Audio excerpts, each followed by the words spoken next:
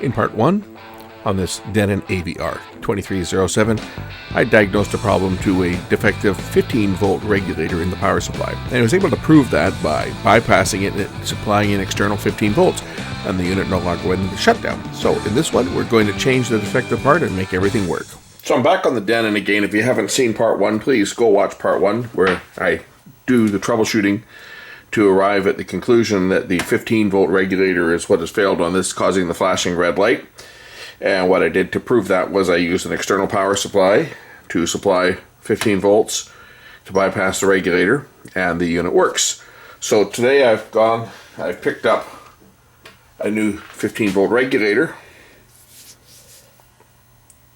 7815, which is a positive 15-volt regulator, and now we're going to take this apart again and change the bad IC.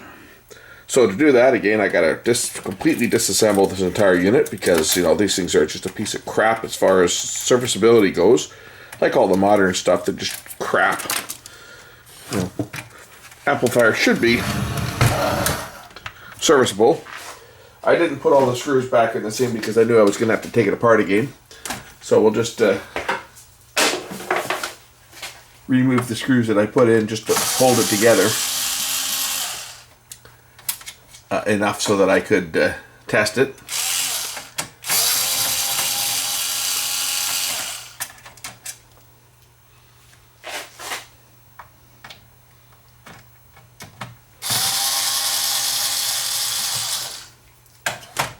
And I think there's one more over here somewhere.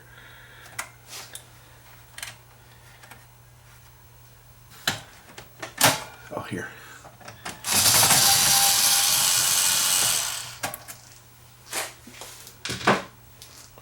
So now the back cover will once again come off. I have to unplug the tuner. I have to unplug the 2 power connectors from the board.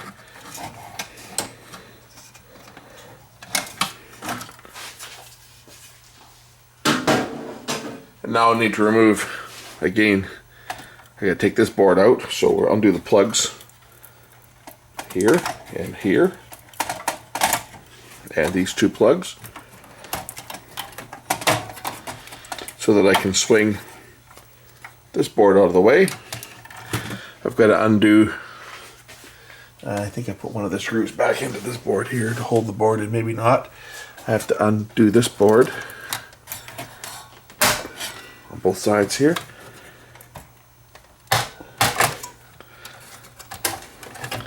And I have to remove the screws that I put in to hold in the main chassis. I think I only put a couple of them in.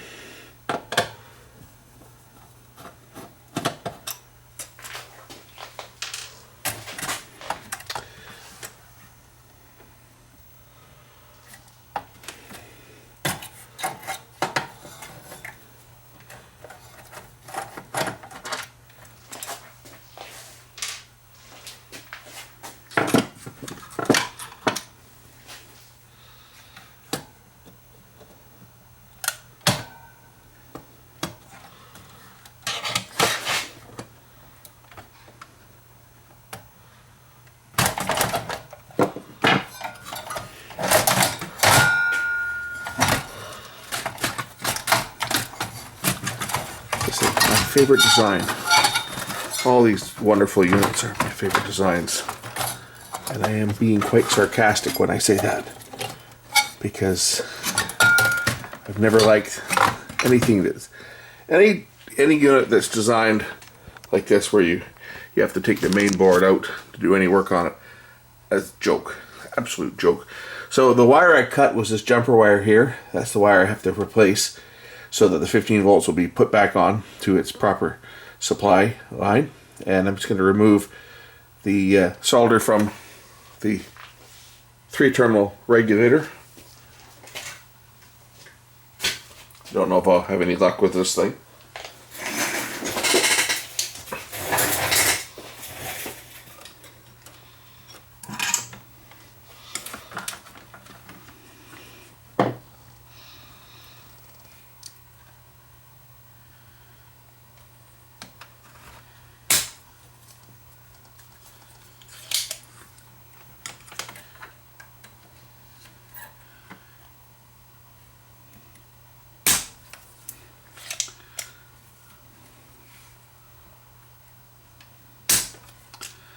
Not really.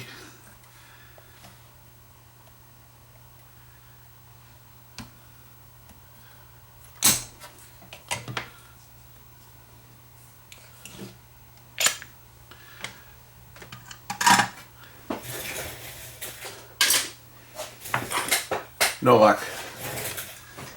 Go back to the good old stuff. This stuff will take the solder off without even thinking about it.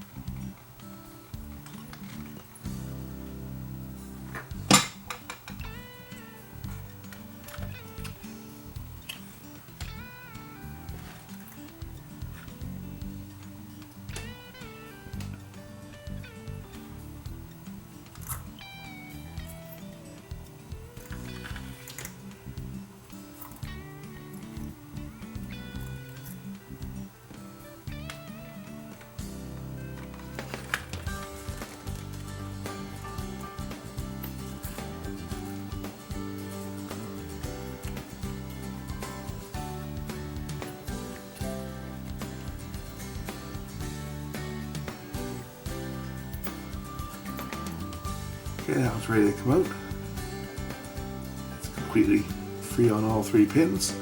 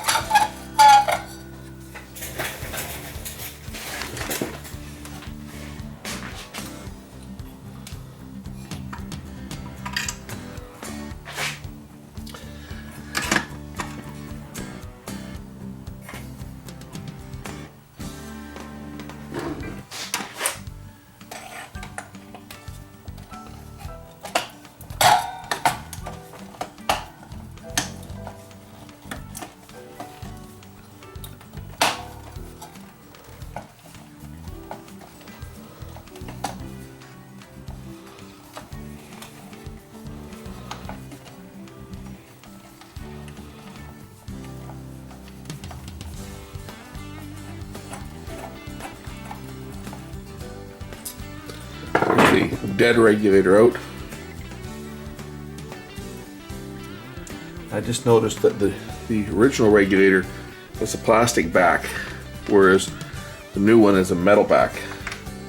Just going to double check to make sure that it's isolated. It looks like. I just want to make sure that the tabs that hold this in are not actually connected to anything other than ground.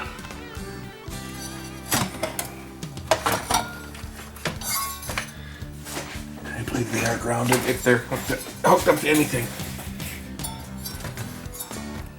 Yeah, the heatsink is grounded. So that won't be an issue, at least not on this one, because this is the positive. The negative one, that would be a problem, because I think that on the negative regulator, the tab itself is not grounded on a lot of the negative regulators. So if we look at this, we'll see that the tab is actually connected to the middle terminal, as it is there. So we don't have to worry about an insulator on this. But I'd say if your center tab is not, like if your tab is not connected to ground, like it isn't on the negative regulator, then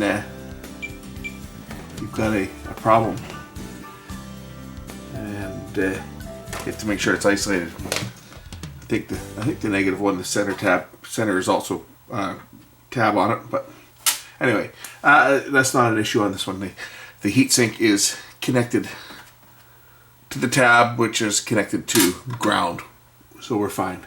You can see the trace.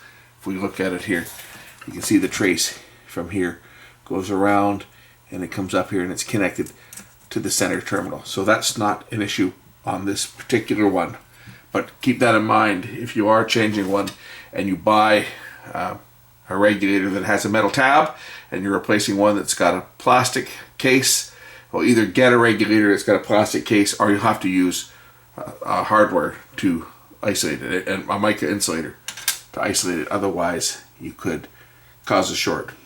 So just keep that in mind when you're replacing these regulators, that the metal tab is connected to the ground pin. So first I'll remove the jumper wire that I cut to apply power to it. There's one side out. The other side is down here.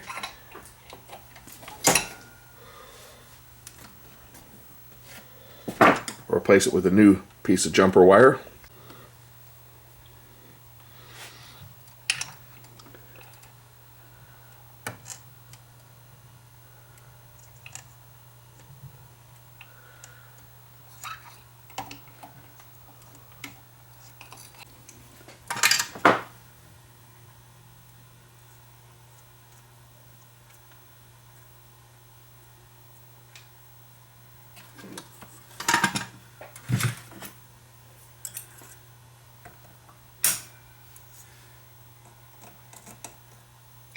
Put some thermal compound on the regulator.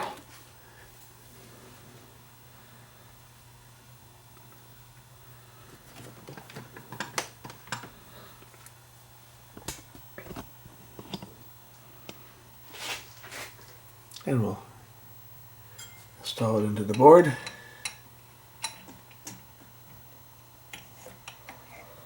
And replace the screw.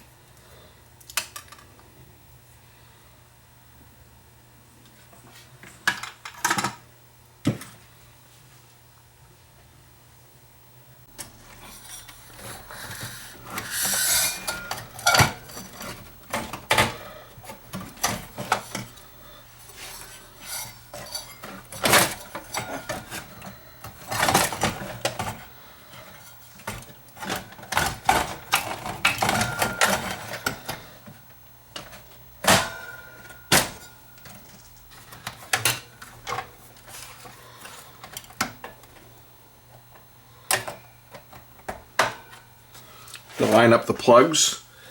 There's 4 plugs that line up, and then the backboard snaps into place. Then I can start replacing the screws. Some screws are long and some screws are short. The long ones go into holes that have got standoffs on them. This one here, for example, takes a long screw. As does, there's another one back here that takes a long screw. And there's one over here that also takes a long screw. The other ones are short. So I think it was this one down here. Yeah, that one.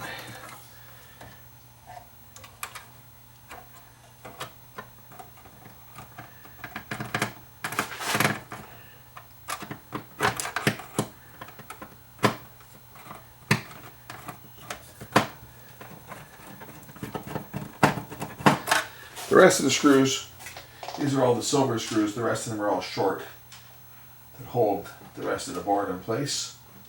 So let's gather them all up and put all the rest of these board screws in. Then we can start assembling the back. So there's a short screw here. There's another one over here.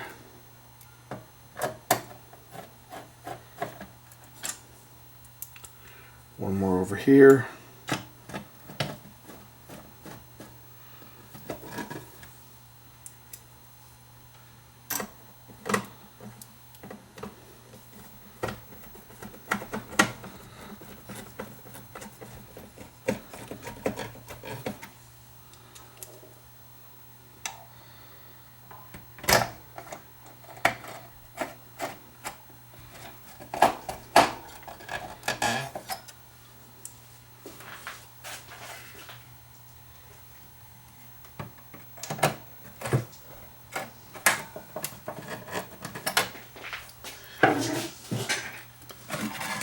Place the audio or the video board, plug it back in,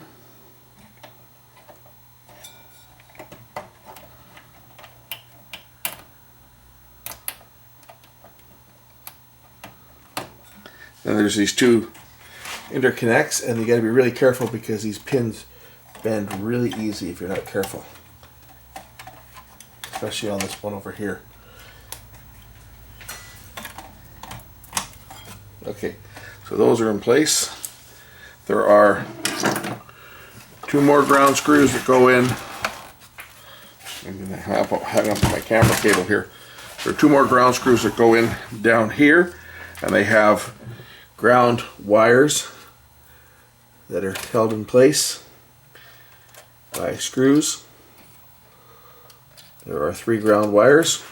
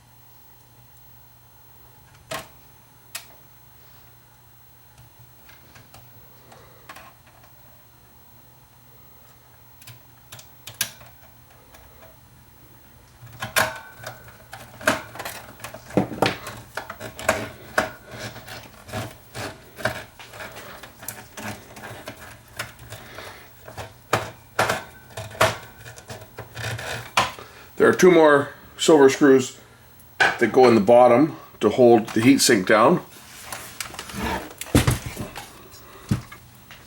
They go in down here.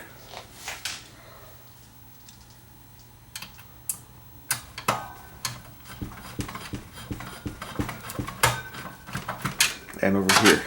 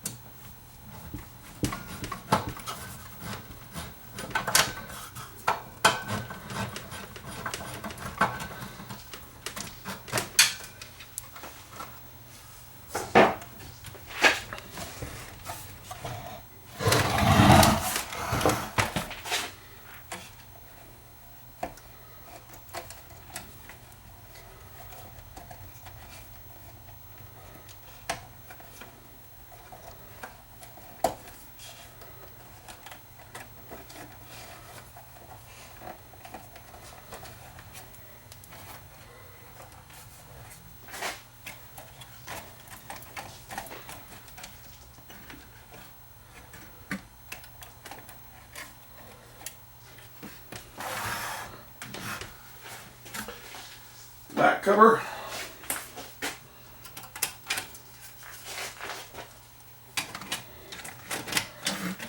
2 plugs.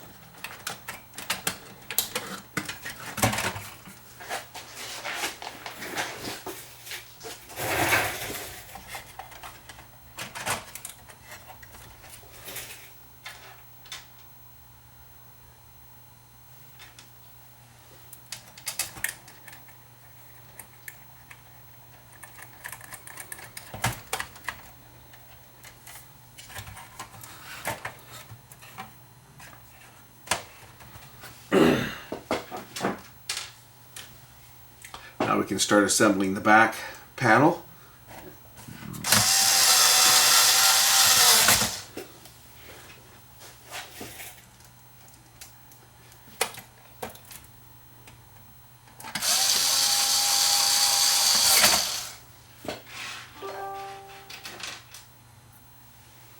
And the 30 or so screws that hold everything in place.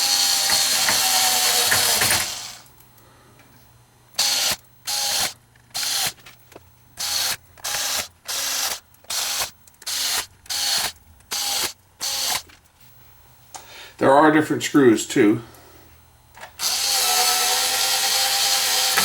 The 3 screws over here on the HDMI ports, they are metal screws as opposed to plastic screws.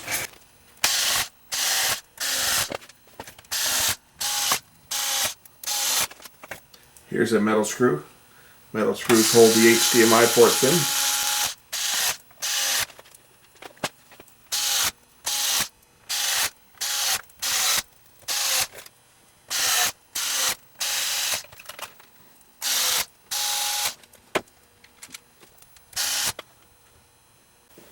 Last 2 screws.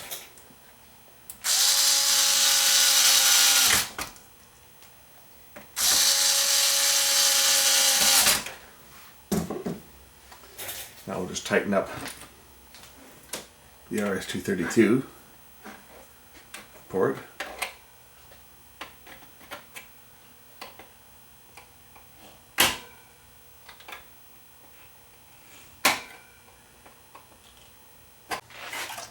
Reconnect the tuner.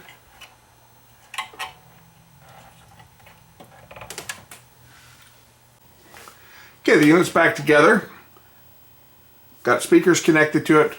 Got an antenna connected to it. Let's try it out and see if it picks anything up off the radio.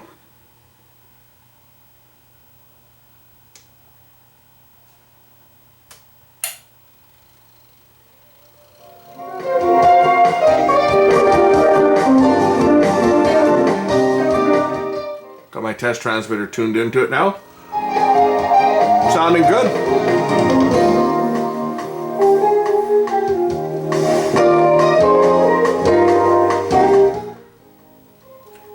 So this was a big job, and you know, I'll be charging the owner of this dearly for this.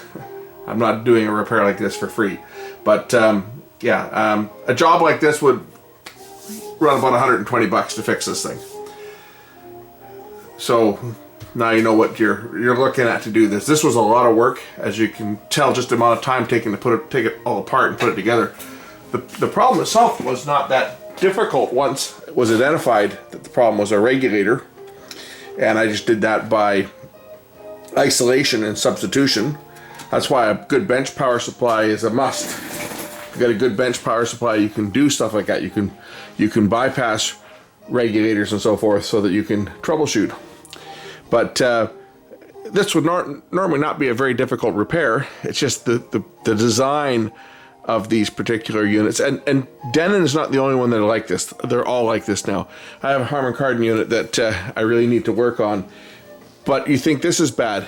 The Harman Kardon that I have is 10 times worse than this.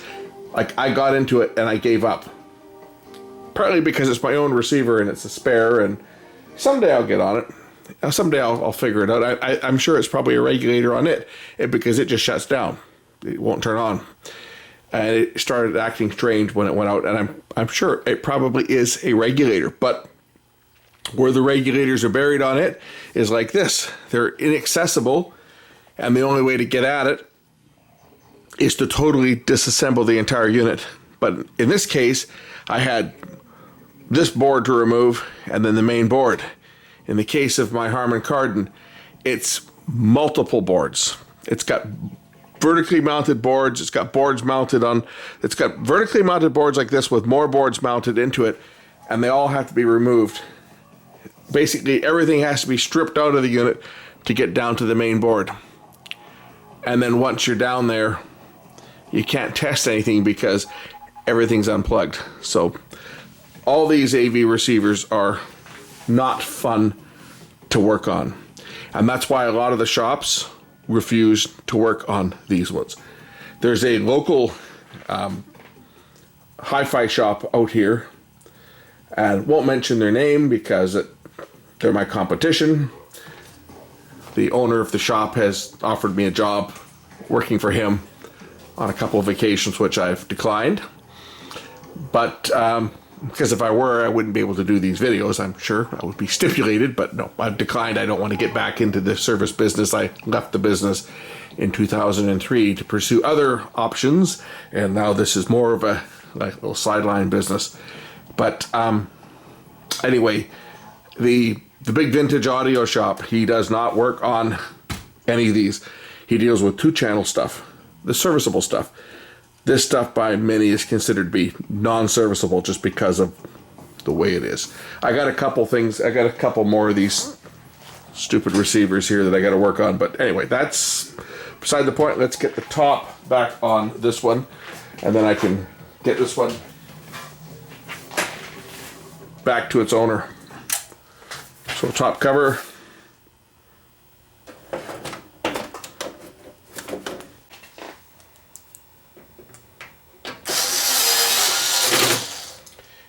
And if you're curious as to how many extra screws were left over, the answer is 0. And there's no screws missing either. Every screw is back in the unit. Nothing left over. There's a lot of screws in this thing. Anyway, there it is. All back together. Ready to be sent back home. Thanks for watching. We'll catch you again in the next one real soon. Bye for now.